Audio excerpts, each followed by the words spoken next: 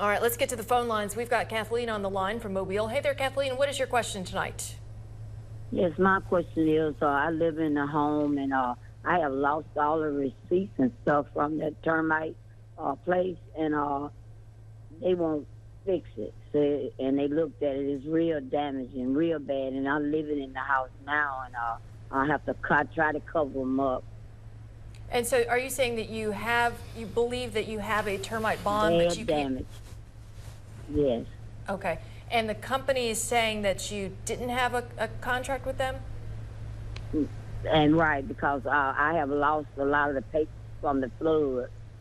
Well, but they should have a copy of that on their own file. What would you recommend for Kathleen? Yeah, Kathleen, I'd recommend that you reach out.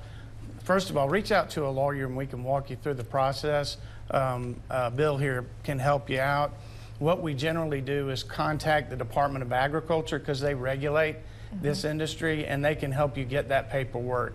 Yeah, they absolutely are required to keep that paperwork, and so yeah, there'll be a copy of it. Yeah, as long as you know who it is, Sure. Because a lot of times people, in fact, I had somebody call me on Friday that has horrible termite damage, and they wanted to know what could be done. They've lived in that house for 18 years, and I said, who did you have a termite bond with? And they didn't have one and never had one, and there was, they just, they saw our show and they said, hey, they thought that if they have termite damage, they might have a claim against someone.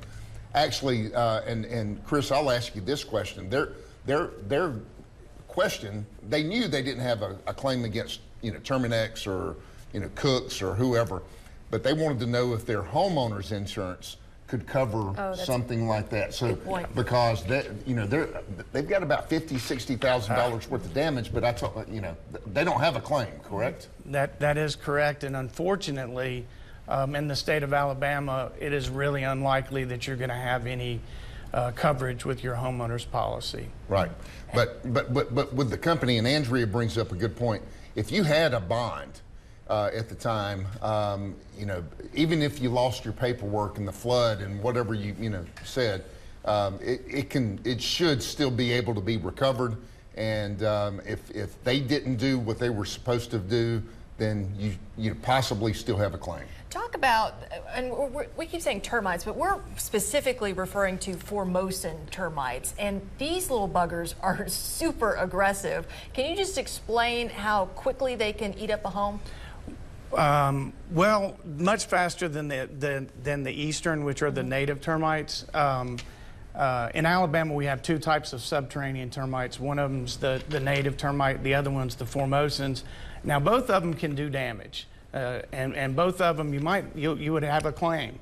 The thing is that the Formosans are much more aggressive. Their colonies are much larger.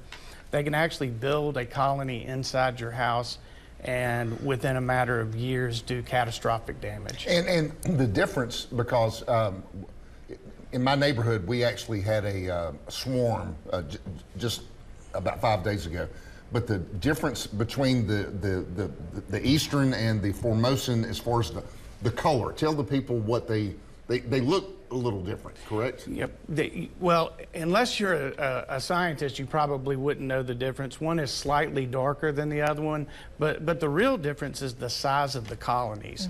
Where the eastern colonies have 100,000, which is a lot, they can have millions or tens of millions in the Formosan colony. So that is the big problem. Well, and they can cause so much damage. I mean, there's cases where it's tear downs. I was in a home that was going to be torn down. I mean, these termites were eating into the floor, eating through a wicker basket that a plant was in the living room. It was wild. Right.